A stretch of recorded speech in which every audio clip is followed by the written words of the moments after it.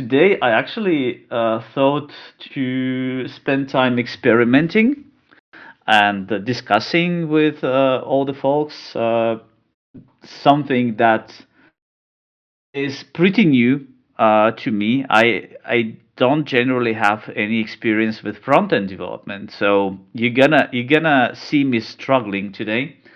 And my idea today is to build an interesting application and see how Junie copes with that. And because I don't have hands-on experience with the front end, we mostly will go about not writing code but generating it. Well, sometimes we will, peek into the sources as well to understand what is happening. But other than that, I probably will not be able to actually fix something if something breaks. So therefore, I actually invited a colleague of mine, Vlad Minaev, who is a team lead of WebStorm, to the stream. When he will have time, he will join us. If he is not joined yet, at least he promised.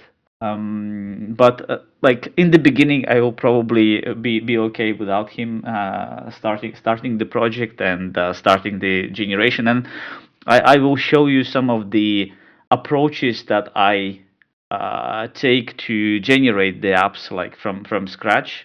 Something similar that we did on the last live stream on Discord, but for a different application and slightly more complex one. So let me share my screen and see how it goes.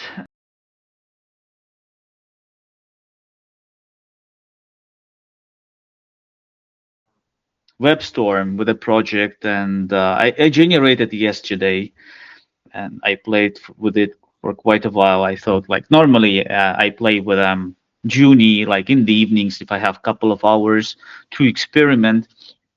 And so I experimented yesterday for this live stream, and I thought like, what if I build something that is cool, where I can learn about new stuff and experiment with Junie and see how Junie copes with my ideas.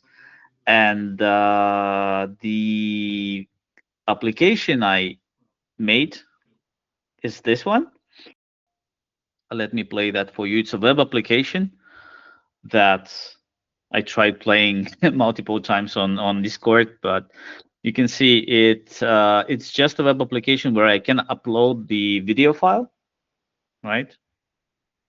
And then the application is analyzing the video and tracking the pose of an exercise and counts the repetitions, and then it prints all kind of meta information about it, like the states, the confidence, some tracking of the different stages of the pose and so on. So there is a lot of math, but technically it's just a web application with a neural network inside for pose tracking, and then I somehow need to tell the application whenever the points are in the right position to to fixate the states and do something with that. So as I said, I don't have any skills with front-end development. So I thought like, how can I approach that? Like if I don't even know what I don't know, right? So how would you go about like folks maybe in the comments? How would you go about developing such an application? Where would you start even? Like okay, there is a web app, right? So like obviously you probably start creating it, some empty project, maybe a React project if you know React, or you go and Google for how to create a web application for uploading videos and displaying them, and then there is many different options how you can implement that. If you know the technology, then you probably just proceed implementing it. But if you don't know the technology, maybe then you need to do some kind of research, right? So what I did, I asked Grok this time, because it has a reasoning model and it has some sort of a deep search and deep research model or mode. What's like where you can request for something and it will analyze whatever it finds and come up with suggestions, like how to go about that. So I have this little prompt here, or I would say even just a search query. How to build a web-based application using local storage to upload and view the video file. So one of the things is like, I don't know about the front end much, but something tells me that the local storage is limited. You cannot really use the local storage in the browser to store the video files that are, too big. But I don't know exactly, and this is what I expect the model tell me back, that well, for video files you probably need something else, and how to analyze videos and detect the pause in the video. So I need to upload the file, then something needs to watch this file, detect that there is some motion, and then detect the key points and draw them in canvas on top of the video itself, and then create the pause key point overlay over the video. The pause key points are detected on demand, so maybe I should be able to switch it on and off. And then the application should count the repetitions of a squat exercise. Like it would be nice to start with something minimal, right? Like if we tell it to do too many things, maybe it will just take too long, and well, maybe we might not succeed at all. So we just narrowing the scope here. So it spent some time, like a couple of minutes, and created a bunch of different interesting guidelines here, saying that, hey, media pipe pose is there, and then there's TensorFlow.js. So there are already like options, what to select for something, like for some of the applications. Like it depends on the lighting.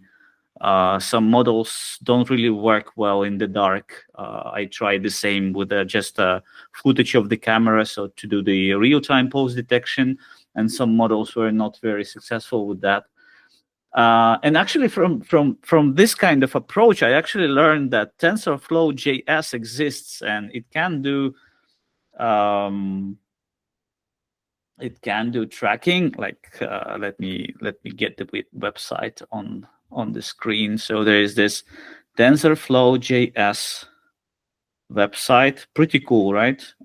You can do interesting stuff with that for tracking, pose detections, and so on. And there are models. Like apparently there are different models for this kind of things. Like media pipe seems to be like a very, very versatile one for pose detection, and there is even a blog post about it dating back into 2021, even like almost 4 years ago already, that shows some demonstration of this key point tracking, pretty well. I didn't really look into the examples before I started, so I only learned about this after the application was already created. And how did I go about the requirements that I collected in here? So it's a text, right? What I can do is just to copy it here into. Let's actually start new project from scratch. Yes, I have the project on GitHub, by the way. Like if you want to check it out later, GitHub Anton Arkhipov, go to Gym. Oh, go to Gym. Yep, this one. So this is exactly the application I was showing you in the beginning with on the video. So this is the project for that one. And we will try to recreate it from scratch. Probably we will get completely different result at the end if we get one. But how would I go about starting at all? Like create a new project, maybe the TypeScript, generate some code in there. Junie demo, no, gym, my gym. Let it be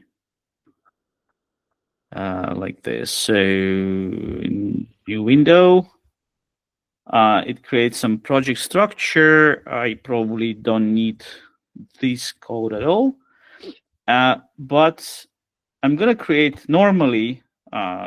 The way I experiment is I create a docs folder where I start collecting all kind of text files about the task I want to implement, or the application I want to implement, where I start collecting the information, right?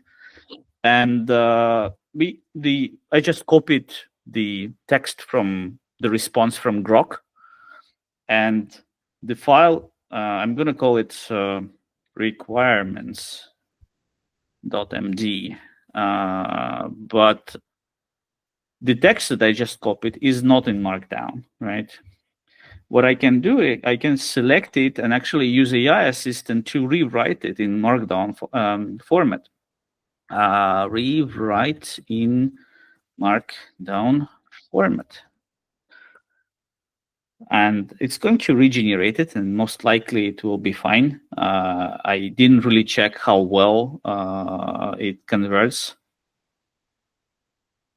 Okay. Still generating. There is a lot of text. 1, 2, 3, 4. Let's see.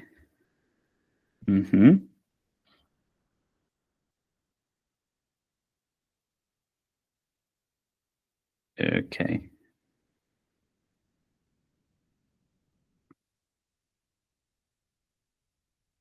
I wonder if it's the screen share that takes my bandwidth, but should work actually. Okay. Looks like I generated a lot.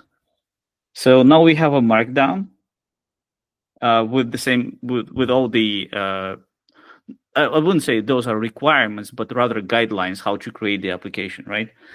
A description that we can use to feed into the agent now and generate the plan and the task list the same way as we tried the last time. And like just to show you that. Okay, there is a comment.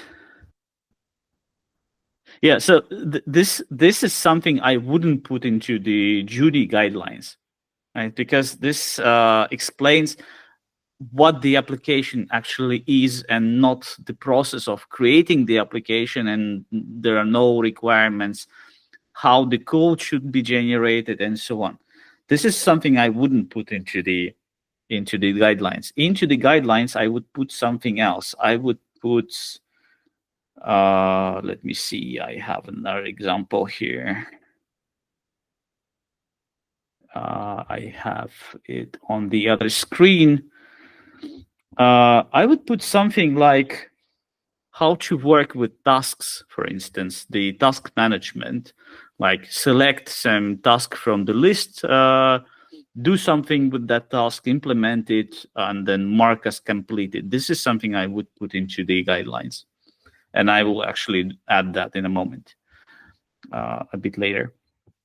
But currently we are with the requirements, right? And now I would actually open the Junie window, and there is actually a prompt. Like if your Junie window is clean on the start and you don't have any previous prompts, there are some example prompts. I wish it goes into a library so that you always can get it from the library. This is something I hope the team will be adding soon. But there is this little example prompt that tells you to analyze, or actually will tell Junie to analyze the docs requirements.md file, extract the key goals and constraints, and create a detailed improvement plan for the project.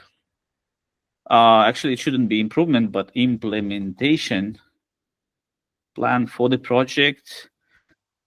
The plan should describe directionally. Okay, it doesn't need to describe directionally. It rather save the plan to generated plan to docs plan.md, and this is all I actually need. Read and analyze, maybe. So this way I will create a plan out of the guidelines. The plan will be something like, in phase 1, we're going to implement, I don't know, the project setup. In phase 2, we're going to implement, I don't know, video upload, for instance, and so on. So there will be like phases. I hope. Like, it doesn't always generate the phases, but normally it does. Let's see. So are there any?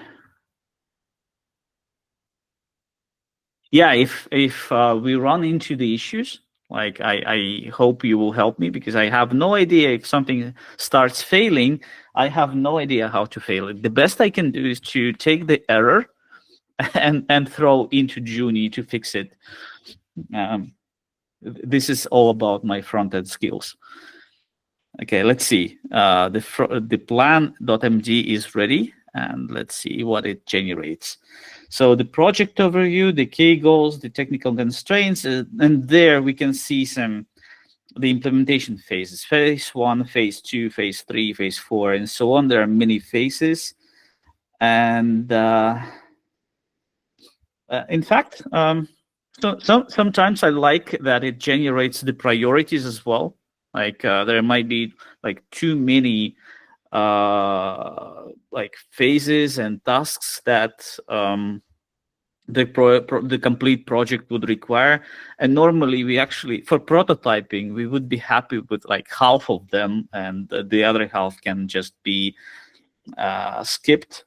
So what does it propose? So first of all, of course, it will do project setup and some basic UI, video upload, video playback, pulse detection integration, K-point visualization, squat counting, extensibility framework, testing and optimization, final polishing, documentation. So I think these we can just discard from the get-go. In fact, for prototyping, I found that the tests are getting in the way. Like, really, my opinion on testing is actually that yes, we need tests, so we better do test-driven development and so on. But with this approach for prototyping and when using agents, somehow I learned this month, after experimenting, that tests are actually getting in the way and slow you down, and often you don't complete whatever you want to do in an evening just because you added too many tests and they're failing or not compiling or whatever else. Complete feature sets, polished UX, technical risks. Okay, those are general guidelines, let's say. Now, the funny stuff is that whatever tools I tried generating this kind of plans with, they all try to add the estimates for weeks. Like literally in a month, we probably would finish half of the project. I hope we will finish half of the project this evening. So the next step, what I would normally do, is to actually, generate the task list the same way as we did last time. I have my prompt for that. to create a detailed enumerated task list according to the suggested development plan in docs plan.md. What I really like about Junie's approach is that you don't have to specifically mention any files or attach them or anything like that, like with some specific syntax. You just mention that, right? You just mention the file name and Junie files it,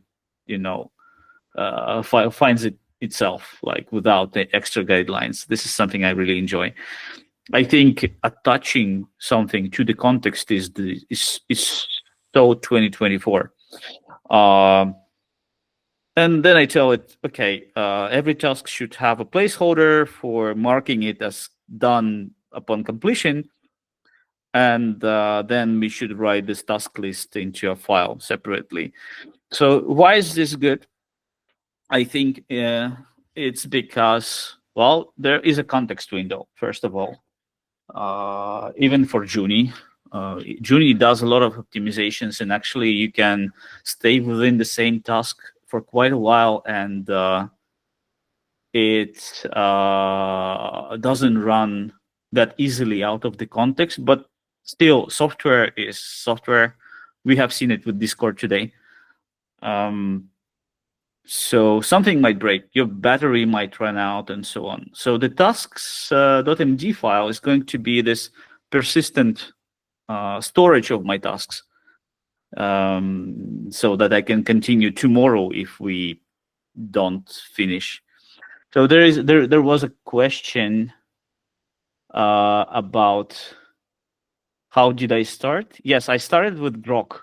It can be ChatGPT as well. In ChatGPT, you have this reasoning, and especially good for the scenarios like right now. I don't know what I'm doing, or I mean, I know what I want to achieve, but I don't know how to do. And then even if I search for something in the internet, like how to do a web application or create a web application for some specific task, then even if I find some technical information, I cannot make my own educated decision which one is better, right? So the reasoning models would do that work for me. They would argue to themselves and come up with some set of guidelines. Okay, if you are choosing React, maybe you need Tailwind CSS as well with that, not some other CSS library and so on. Okay, so we have a task list. Let me open that actually. Ooh, project setup and basics UI. So we have phases. Remember I was talking about phases in the beginning? They are enumerated sequentially, but sometimes they are enumerated with like 7.1.1, 7.1.2, and so on. And there is a lot of different parts. So there are different sections, right? The milestone one is when we get an MVP out. So our goal today would be to build an MVP. I hope it works. And then how to start about that? Let's see, we have phase one, which starts with project setup. The way I would now proceed implementing that, I have like a standard prompt for this, how to start iterating over the tasks. I would tell it to start implementing the application according to the tasks listed in the docs tasks.md and mark the tasks as done upon completion. I just want to enforce that. But I can do that in the guidelines, and actually don't have the guidelines. I can generate them.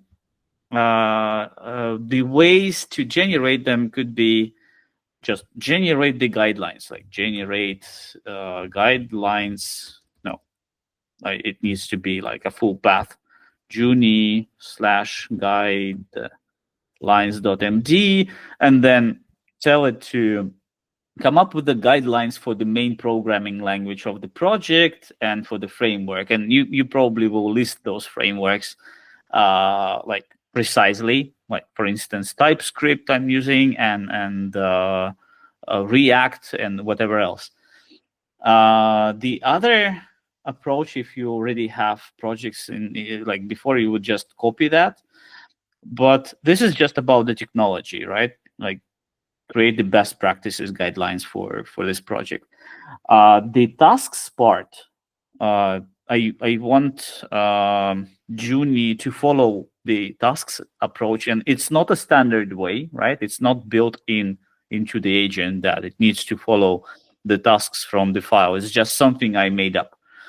So how do I go about that? Sometimes when I'm generating the file, and if I just generated the tasks file for myself, the list itself, I would add it into the prompt as well that please add to the guidelines the approach how to go about the task list in this file. And in the other project that I have, I actually did that and generated it. So I just will copy it into this project, and I will show you the guidelines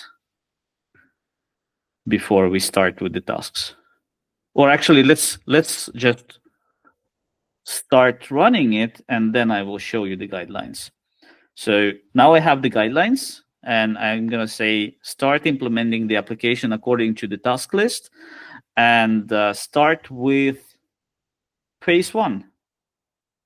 Start with phase one for project setup and the basic UI, and then enforce that the tasks should be marked as done upon completion.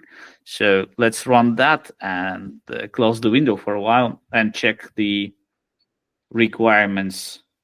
No, not the requirements, sorry, but the guidelines.md.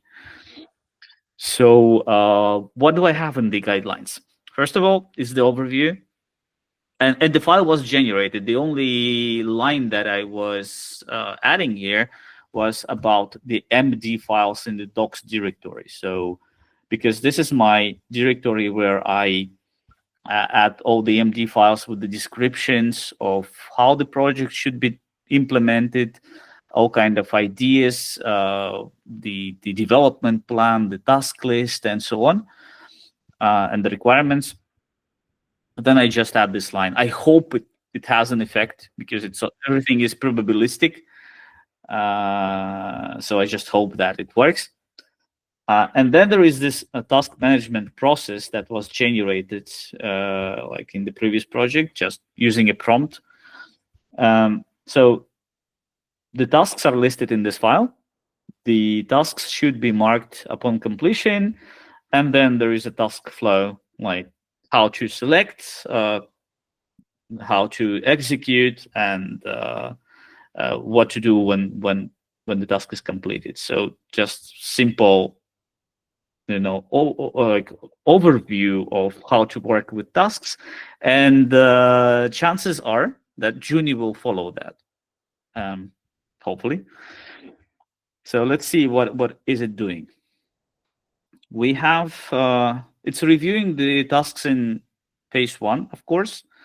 Then it checks the existing resources, like the tsconfig.json, the TypeScript files that exist already, and then it sets up the builds, implements the CSS styling framework. Let's see, it already started some code generation.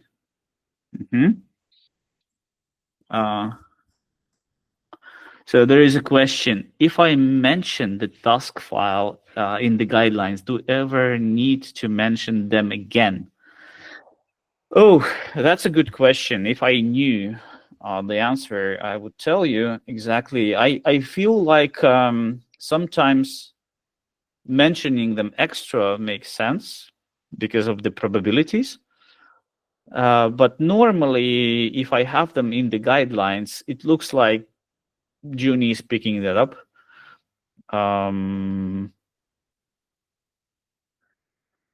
Yes, the guidelines are parsed on, like, basically it's the standard file for Junie, right? That's the entry point. So it will always check for guidelines.md.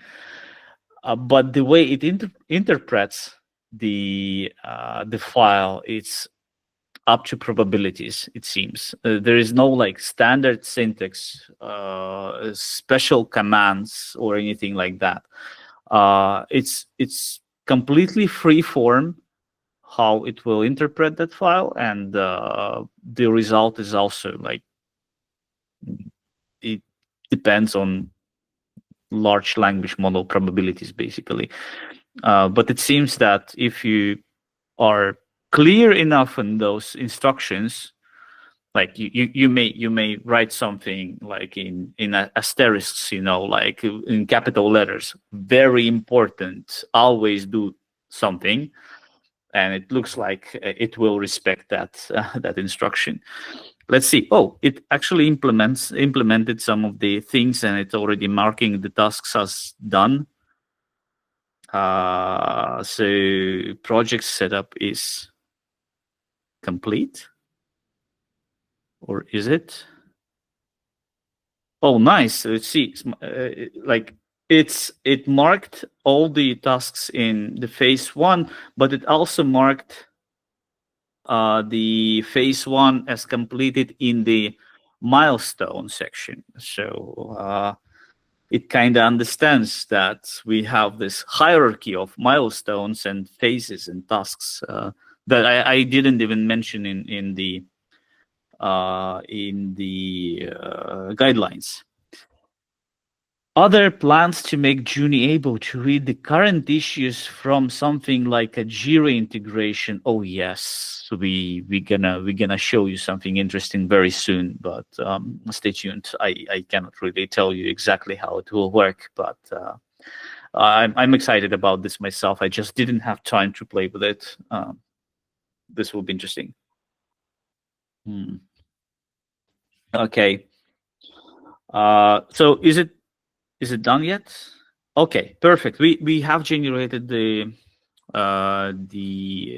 bootstrap, basically the initial structure of the project. We have source. Let's see, the logger, error handling, some hooks, event listeners. Not much. I'm not even sure how should I run the application. Maybe some of you know. Should I like do npm run, npm run dev, maybe?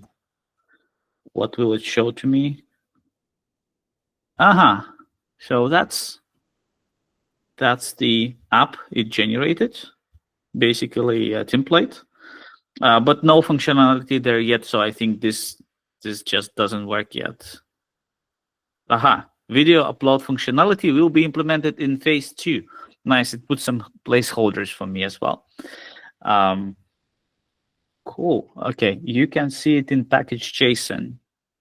Yeah, I'm learning. So you gotta help me like what to do next. Okay, nice. We have even those run buttons on the in the gutter. Nice, good integration. The code style is based on Prettier for this project. Yes, no. Okay, I'm not gonna change that. Instead I can just proceed. I guess I can just proceed with phase 2 and ask it to implement the upload functionality.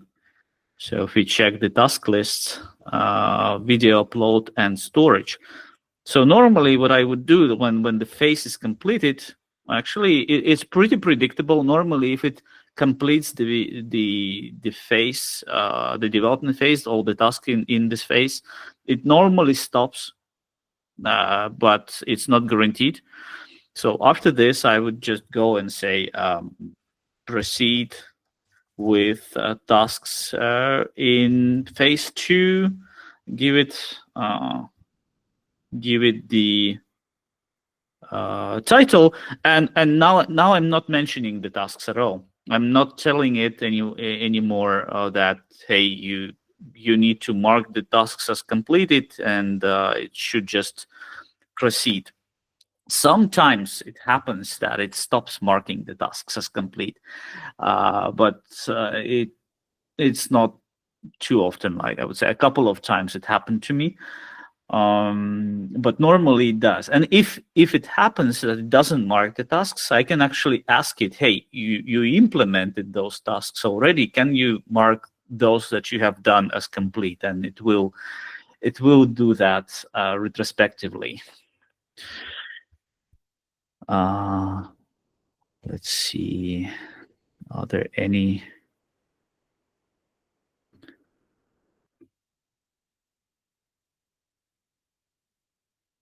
Okay, are there any more questions?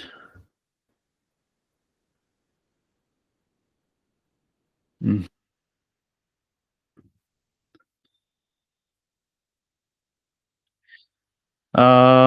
Does anyone know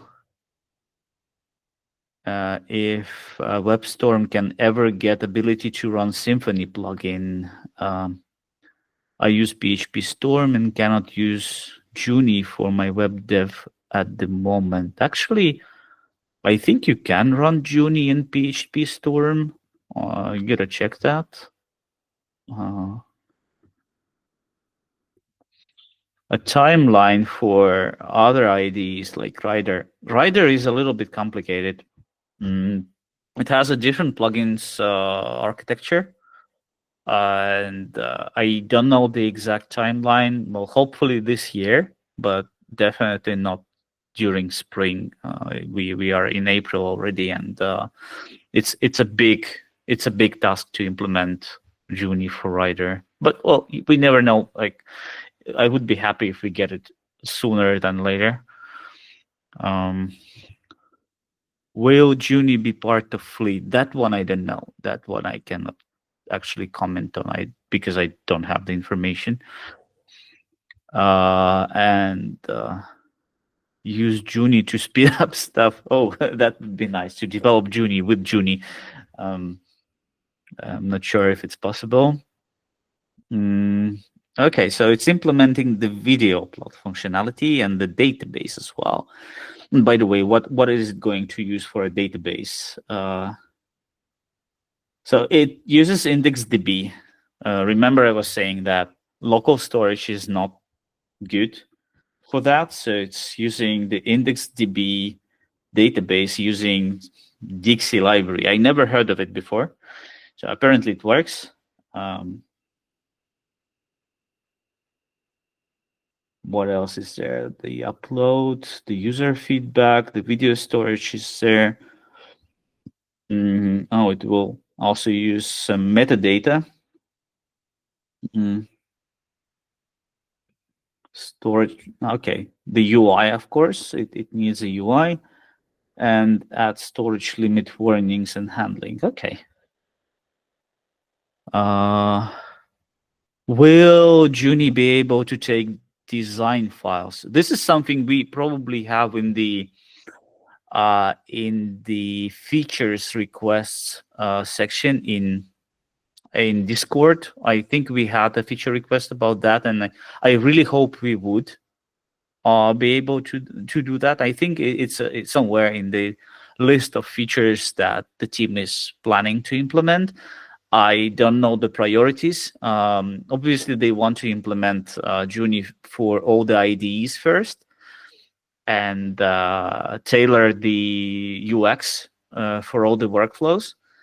Then, then proceed with this kind of features as well. Because it would be really cool to throw it a screenshot, or maybe even a Figma connection, and then it would generate you the website the way it's designed. So that would be cool. Okay.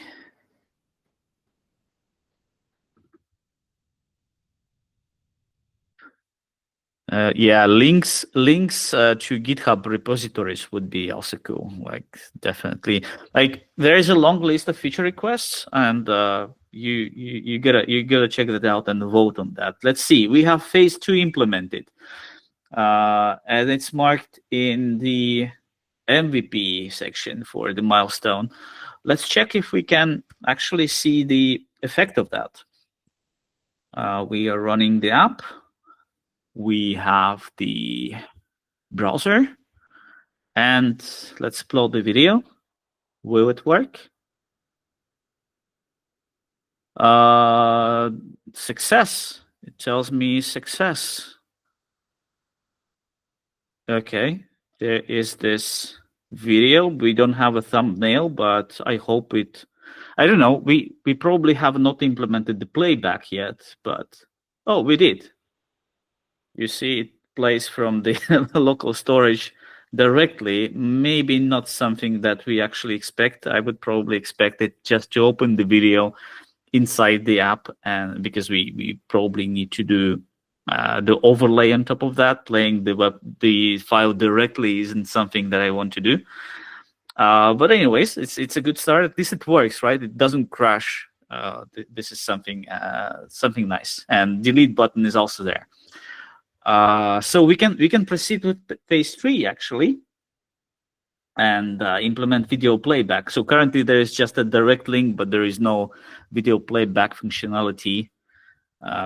Proceed with tasks for proceed implementing.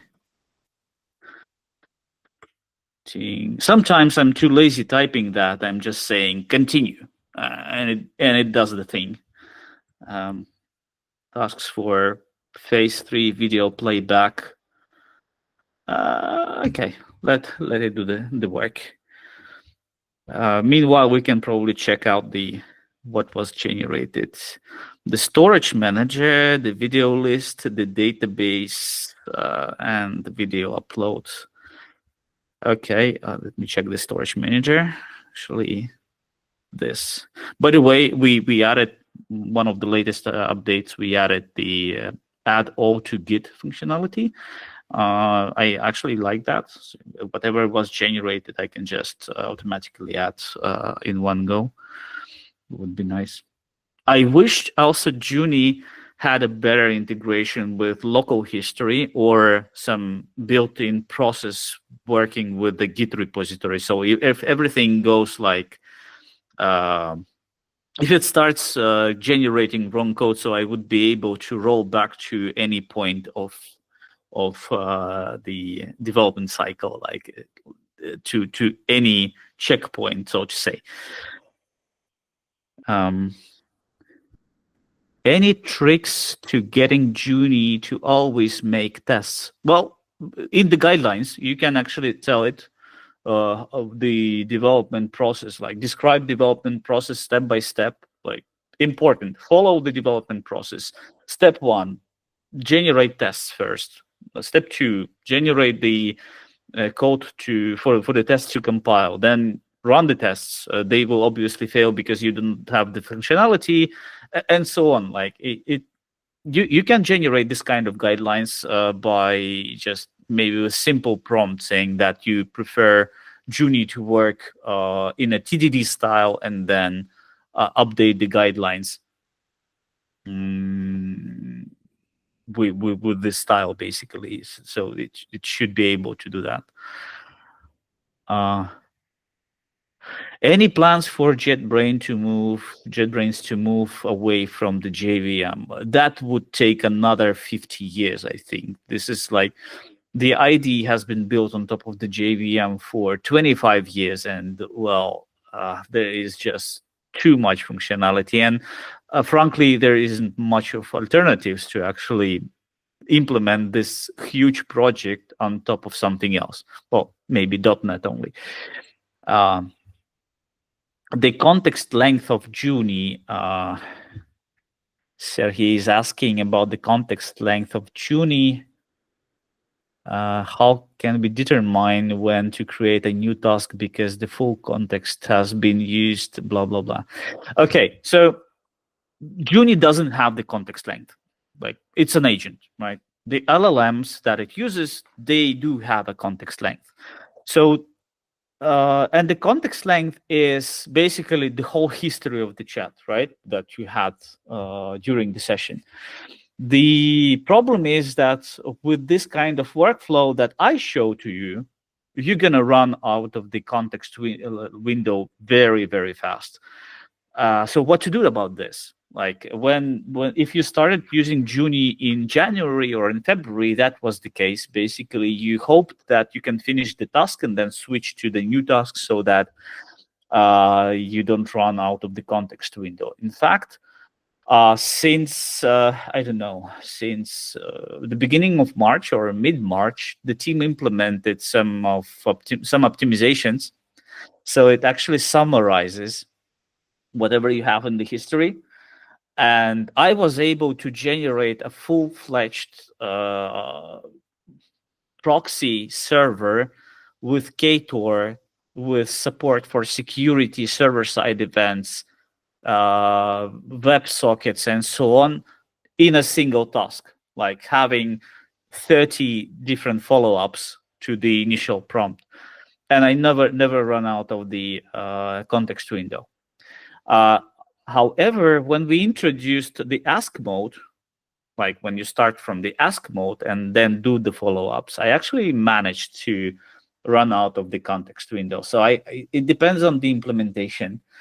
But generally, Junie is very good on summarizing and not running out of the context window, like for a very long time. In fact, we have a 5th prompt right now. We are still far from running out of the context window. We just finished the phase again, right? So let's see, and we're gonna test that now, right? We're gonna see if it runs out of the context window. We're gonna see it, of course. But I hope it will not run out of the context window. So we implemented the phase 3. Let's see if we run the application. It opens on the other screen, so I just have to push it here, play the existing video, and it plays. Nice, right? That's the video. So we now have the basic bootstrap of the project. We can upload the videos and we can play back the videos. So we are very close to our MVP. In fact, let's see. We gotta start another development cycle, or the task, or the follow-up prompt, however you call it, and let's see what we have there. Phase 4, pulse detection integration. It's gonna use the media pipe library with. Does it mention the TensorFlow? It doesn't even mention TensorFlow. It doesn't. Let's see if it will actually, decide to use it, because it needs to add the dependencies and so on. So currently we are at the state when we have some existing application code, and whatever we tell Junie to do, it has to retrofit on top of the existing code.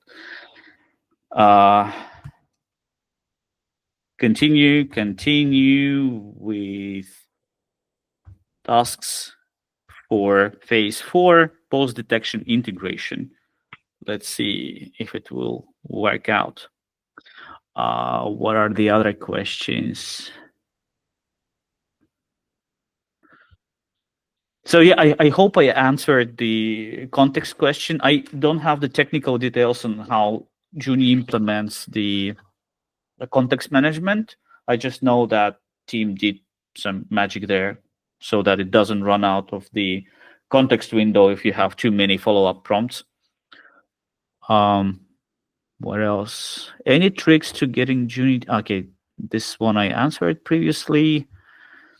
Normally, if you tell it to do that in the guidelines, okay, this is exactly what I told you.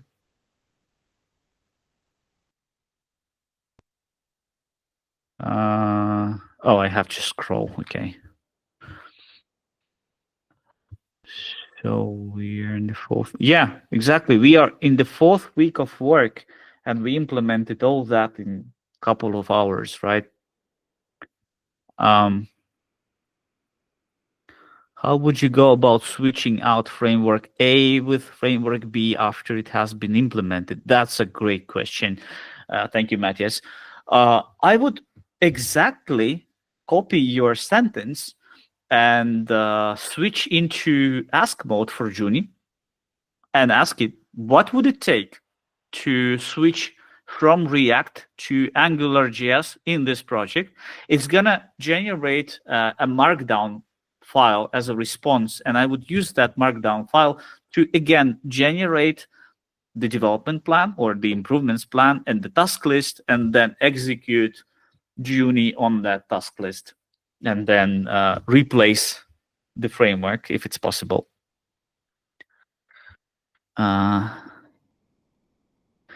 Yes, the recording, whatever videos we make and whatever live streams we make, we will post that on Discord, of course. Junie Inception, yes. Okay, let's see. Let's see how far are we. Have you seen the integration with the terminal? In fact, when Junie runs any command in the terminal, there is this open link. And if you click on that, you're going to see all the terminal commands that Junie executed in that session. This is very useful because sometimes it will try to run the application, right? And or some command line utility that is waiting for your input, like maybe some generator, especially on the project Bootstrap. And then you can switch to this terminal and add, like, select whatever the command is waiting for, or kill the application from here, like, because sometimes it works better than even canceling the task. It has a different effect, as I found. When you're canceling the task, Junie thinks you just canceled it and proceeds with the task list. But if your application doesn't build with npm, for instance, and you see that in the console, and you kill the application, then it will actually read the terminal, find out what the error is, and will try to fix it further. We would be able to whitelist the commands that are executed automatically. There is a feature request for that, and I think the team has it on the list for implementation, but I don't know about the ETA, so sorry, so I cannot really tell. Will Junie have a timer to determine how long time it took? You mean how long it took to implement some specific task? Well, I don't think it's very high on the features list, because there are some, like, more important features to implement. You can set a timer, like, or actually it has integration with system notifications, so you probably can write some OS level application that listens for the events and just executes and stops the timer. Okay, let's see. What else is it doing? Tasks. Phase 4 is ready. This is the moment of truth, right? Like this, like after phase 4, if we are successful, we have the MVP. Let's see. So at least it claims that we finished with the milestone 1. I'm excited to see what it's going to be in a moment. Fingers crossed. Because as if you were following, I just didn't write a single line of code in this project, right? These kind of things make me worry. Like when I see something red, but apparently it's okay in web projects. Let's see. It added the post database. It added the post processor. It added the video player integration.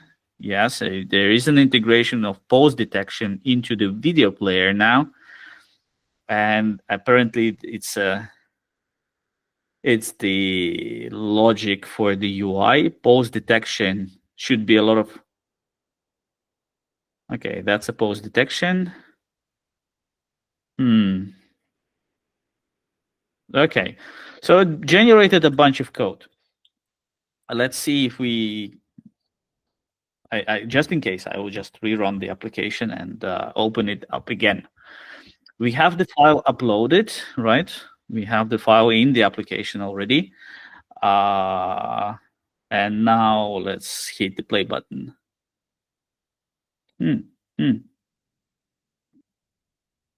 Oh, so it's doing offline. That's interesting. I decided not to do it while executing the video, but let's see if we have any errors.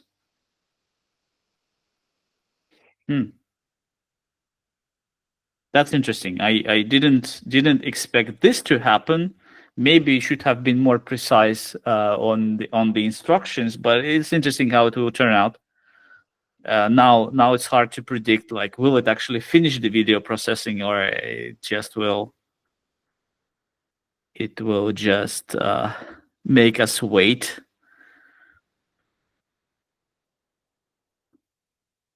Or it just said that it's doing something, but actually not doing something. So it's hard to tell.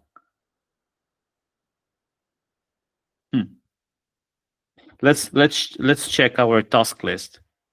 So maybe we can find the truth there.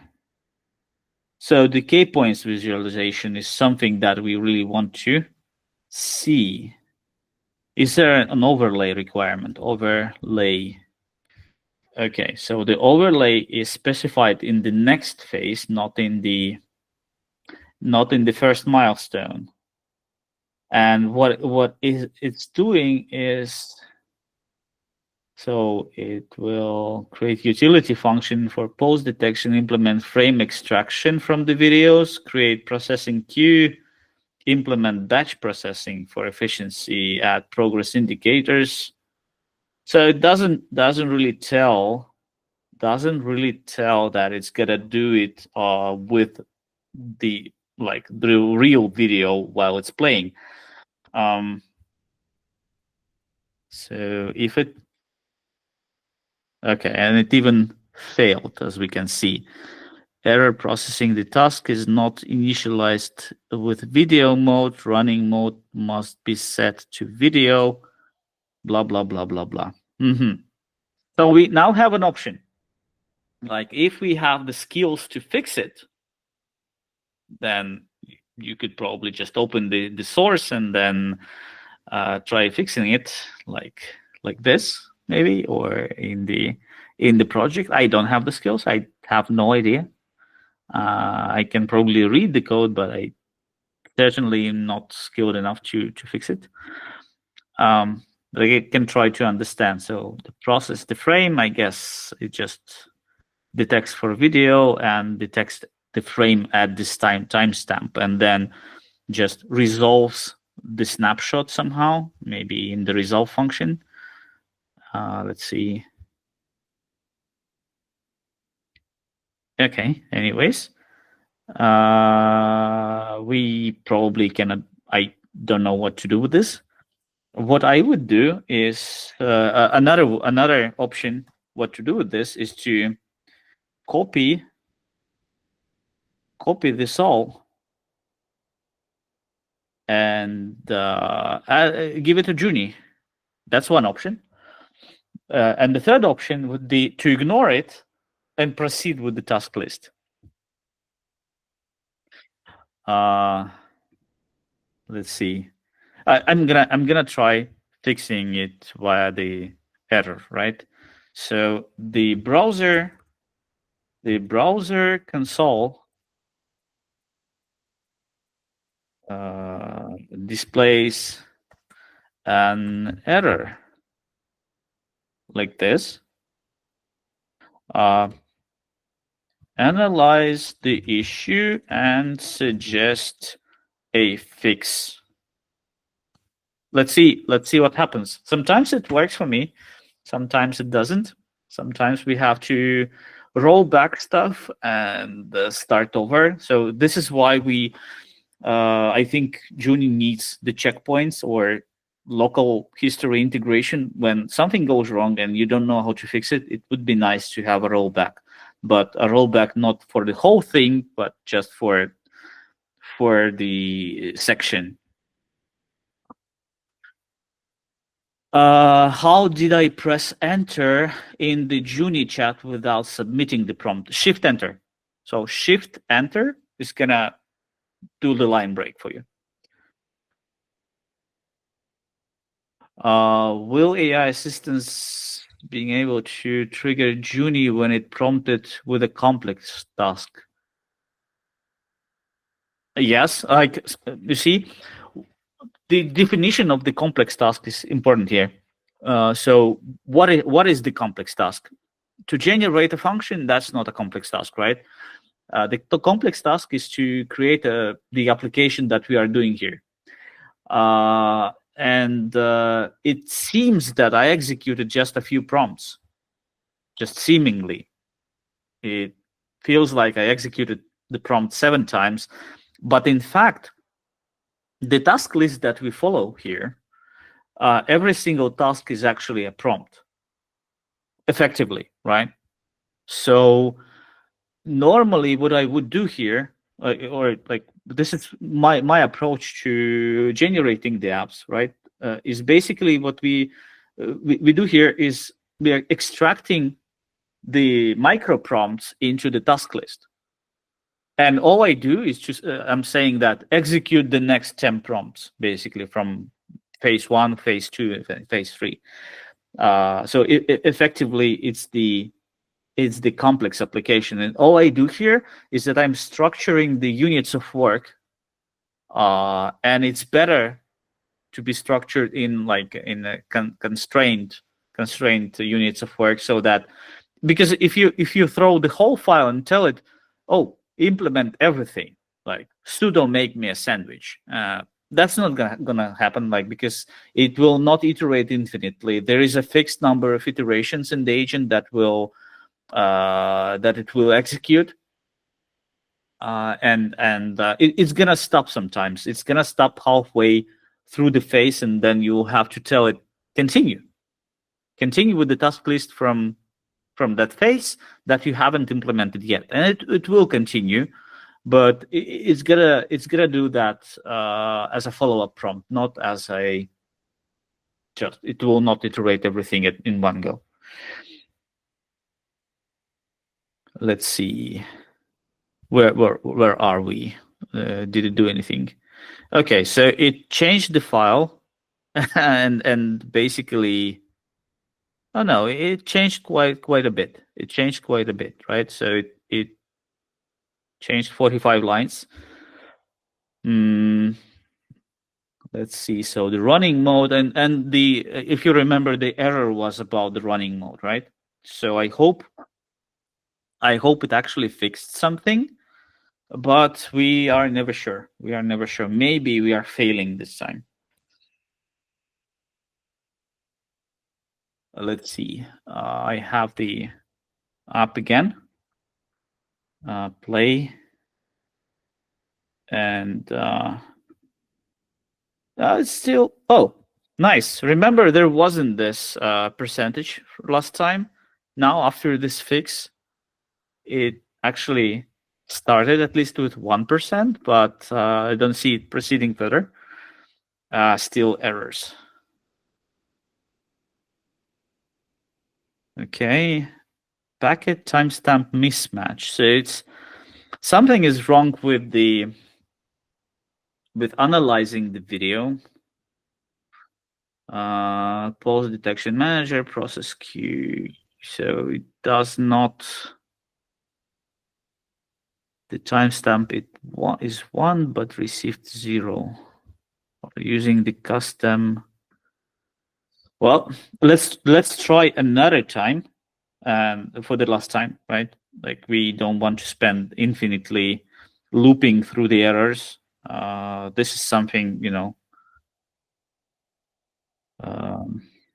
not very efficient, just to throw errors at Junie and hope for the best. Normally, you should be professional and learn about this stuff and being able to sort the problem out.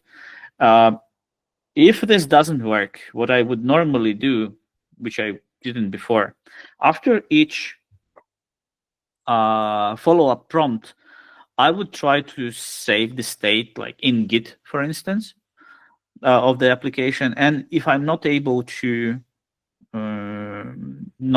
solve this problem, or Junie is not able to solve this problem for me, I would revert back to the last working state and rephrase the tasks somehow.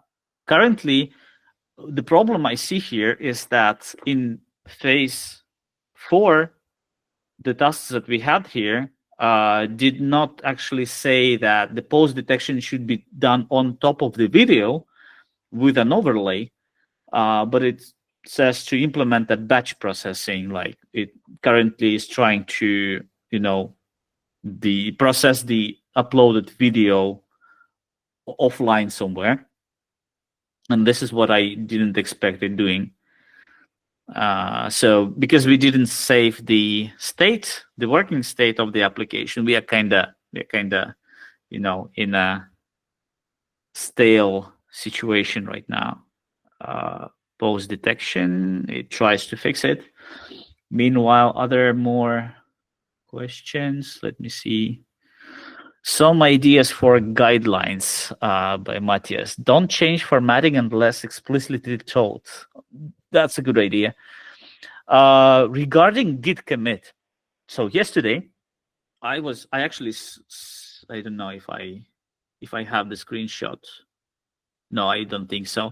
So I didn't have anything in the guidelines about committing to Git, and Junie did it for me. That was surprising. And when I added the guidelines, okay, since you are committing, so let's stick to this process. So I asked it to generate this workflow into the guidelines. And once it's generated, so I already have those instructions in the guidelines.md, it stopped committing. Like, I don't know why. It just didn't commit the changes to Git anymore. That was strange. Junie implement this in one go. The Vercel app. Yeah, this kind of forms, this kind of applications, like this one that was posted in the chat, this kind of applications, very often I see Junie being able to just generate it either with a single prompt or a couple of follow-up prompts when you want to tweak stuff, like, hey, I want the different color and so on. Yeah, Junie is very good with that. Okay. Let's see. One last time.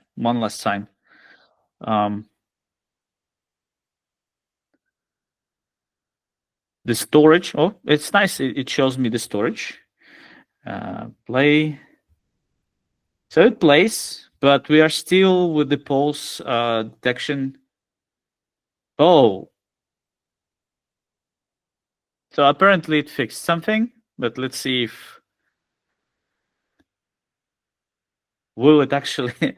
It will probably not display that because currently the task list told us, or I should actually play that now.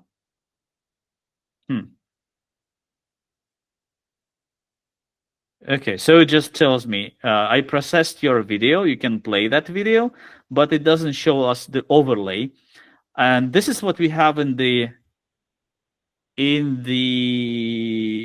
phase 5, actually. Let's run that. That would be fun to see. Like, since we solved the problem, why don't we proceed?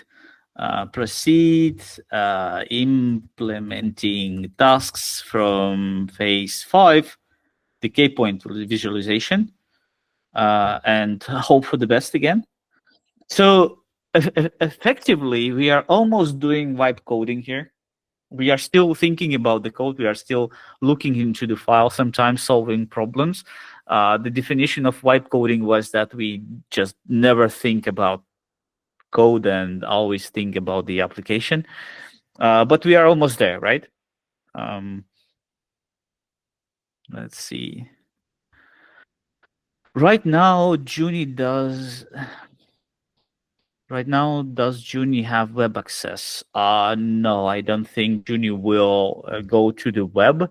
Currently, it just works with LLM, as far as I know. But there's definitely something that the team is looking into uh, for the web search, at least.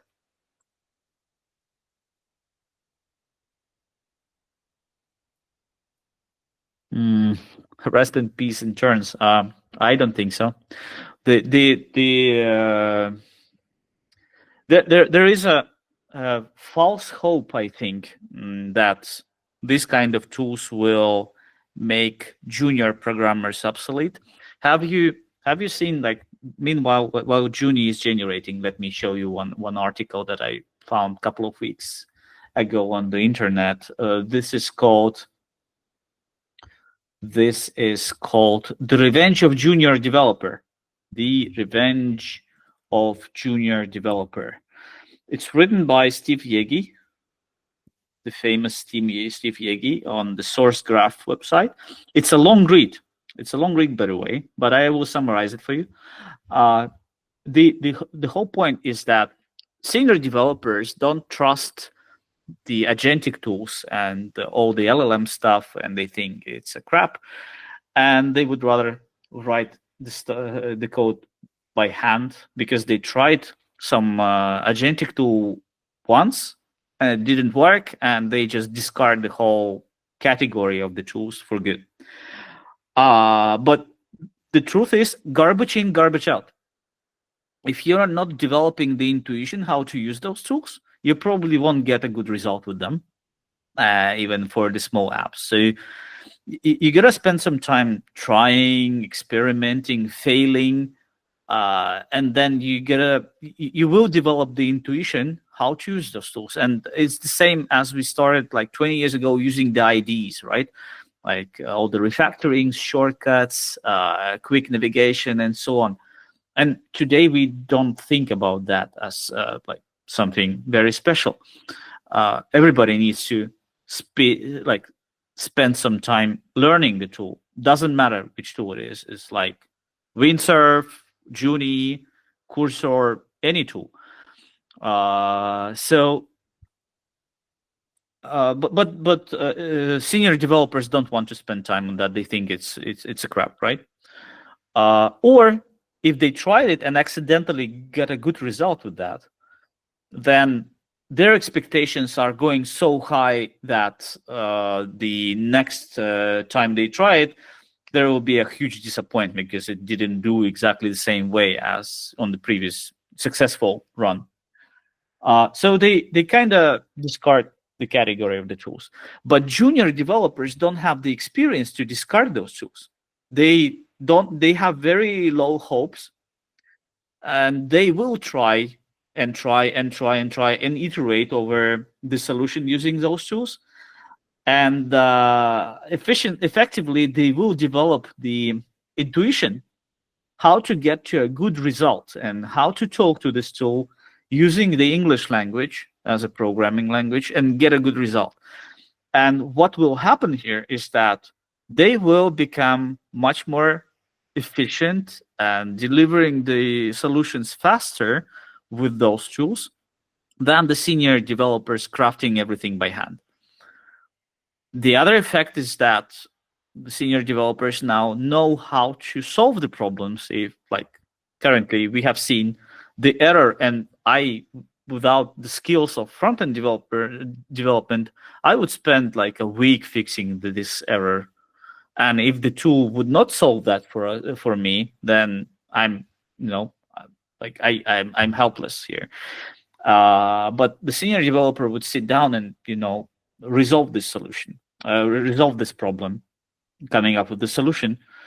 The thing is, you will have much less work as a senior developer this way, and a lot of the work that needs to be done for the enterprise is basically doesn't need such a quality work. It needs a lot of efficiency, like developing the solution faster, and especially in the startups. Like if you need to do something in one evening, finish it, try the next morning, run it for a week, maybe even with failures, and then discard the whole idea. Like in startups, there is a lot of prototyping, right? You get a try and decide, does this approach work at all? And then if it works, you can re-implement it in the correct way.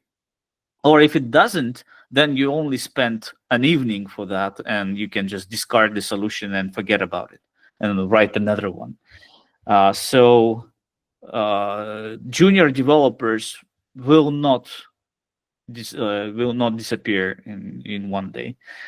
They just need access to those tools, and they will have them.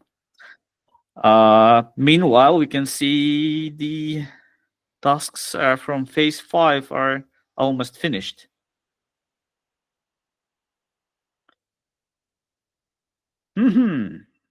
Okay, cool. So phase 5, we are in the milestone 2, and technically we should be able to see the overlay on top of our video.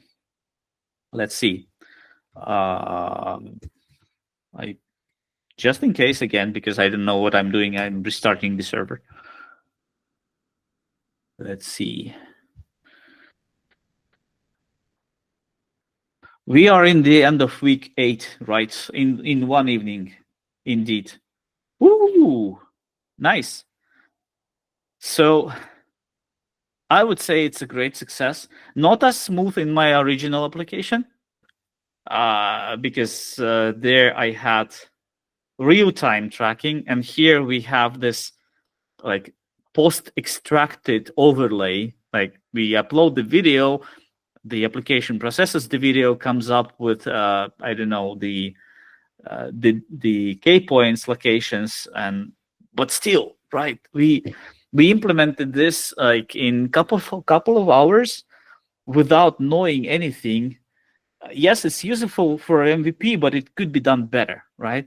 If I instructed the agent in a more precise way how I want this to be implemented.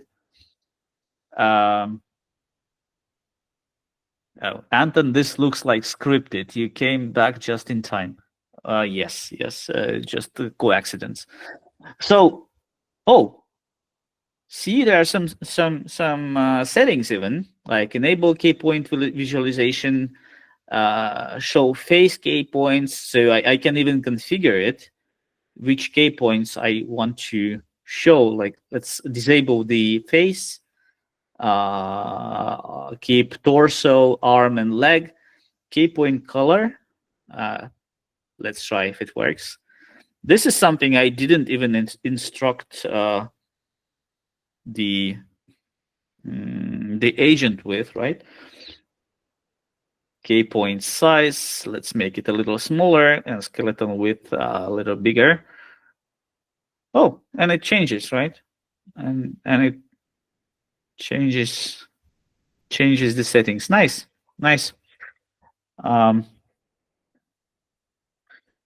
Yeah, it's the browser draws it on top of the video. Yes, there is a canvas component. Technically, there should be a canvas component on top of the video, but it's not as smooth as real-time tracking because, well, it was post-processed and then drawn on top of the video. If it was the real-time, it would be smooth without those key points jumping and jumping out of the pose, right? You see there's like a mismatch of the pose with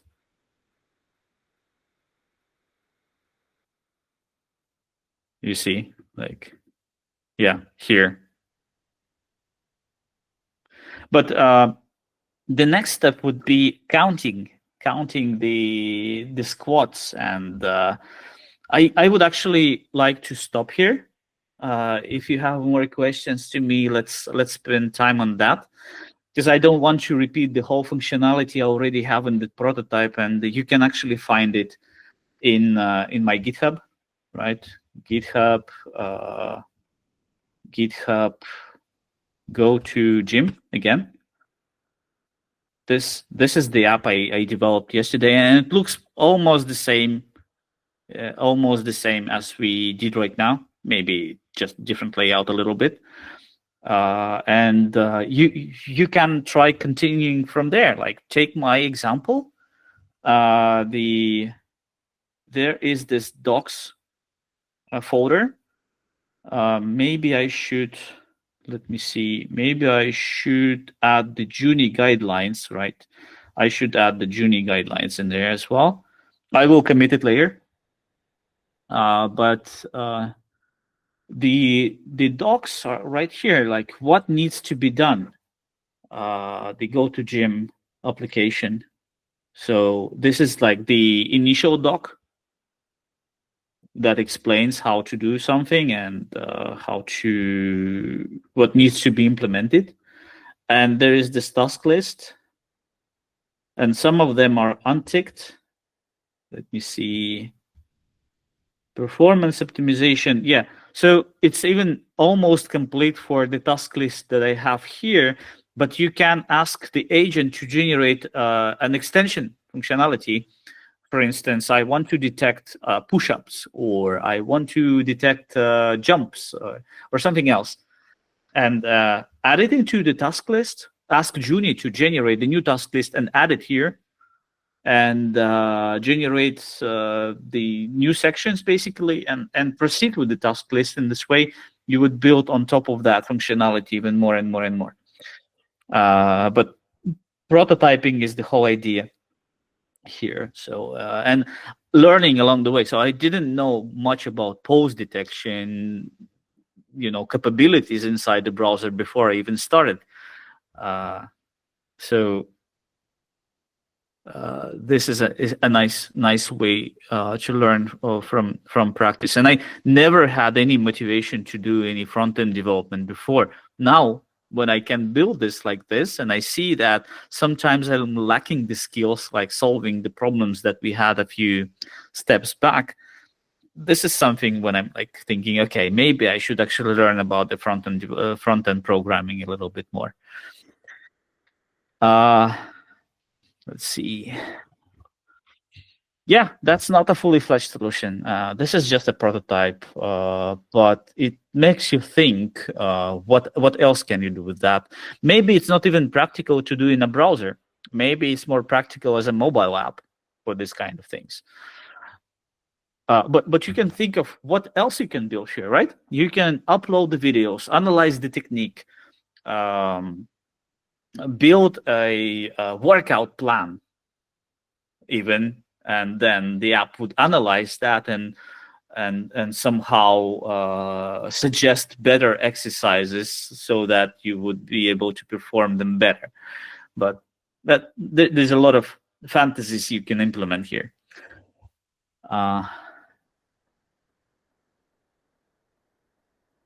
One thing I have to tell you, like before, if you decide to follow the process that I'm giving you, the process of coming up with those requirements, like in the beginning, right? We had a list of requirements, we generated a plan, we generated a task list. This way, we are forcing Junie to generate a lot of code. It means it will have effect on your, spendings, like how quickly you burn your tokens and how quickly you burn your credits. So this is something to watch out for. I think it will, have an effect on your account balance if you do it only this way.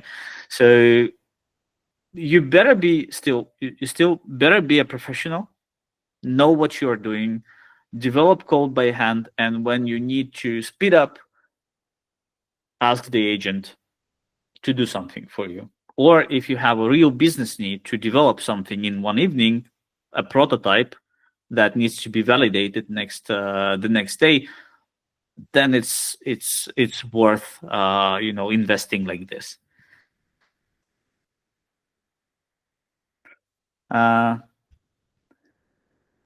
Could Junie provide an estimation in tokens as we would ask a real developer? I wish we had that, and I know that the team is working on that. Like, at least they are looking into this this capability.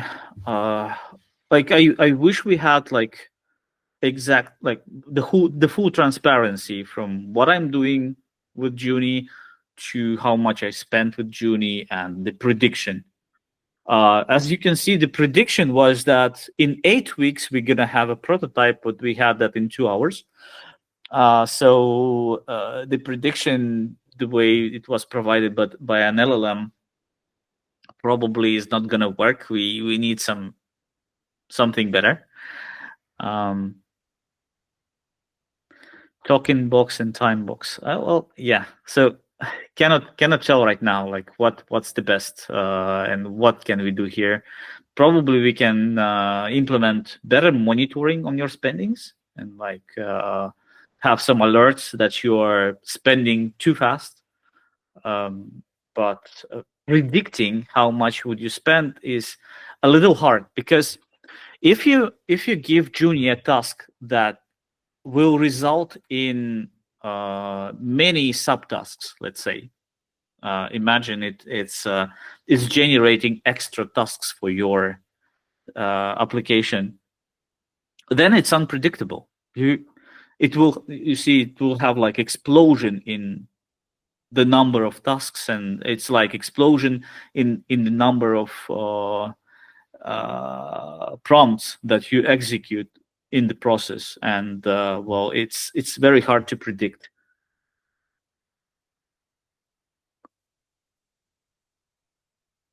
Okay. What is your preferred way to work with libraries that have been created, updated with breaking changes after Claude 3.7 knowledge cutoff? The most practical way of working with that is not to upgrade to the latest versions of libraries. I wish I had a better answer. I actually didn't have such a problem yet. Oh, actually, I did. I tried doing something with Spring AI, and it changes fast. So even the APIs that Claude 3.7 has seen during training just don't work anymore if you have something newer. But it's a snapshot version of Spring AI. Just doesn't know. There wasn't a 1.0 release yet. So only that example, and I don't have a good solution for that yet. Without library indexing or documentation indexing, probably we cannot do that. So we gotta invent something here.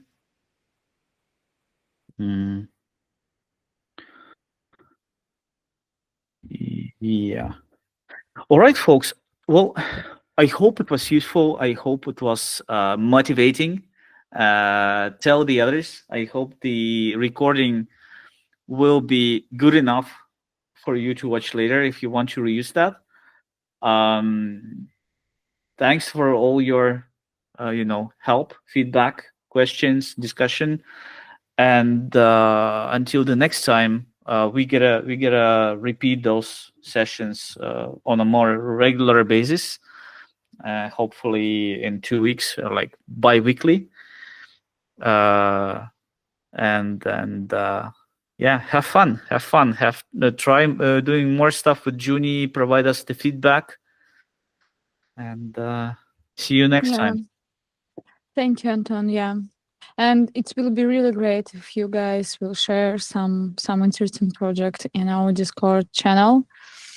Yeah, and if you have any suggestion, feel free to share with us. Maybe we will prepare some session based on your requests. Yeah, thank you so much. Thank you all. Bye.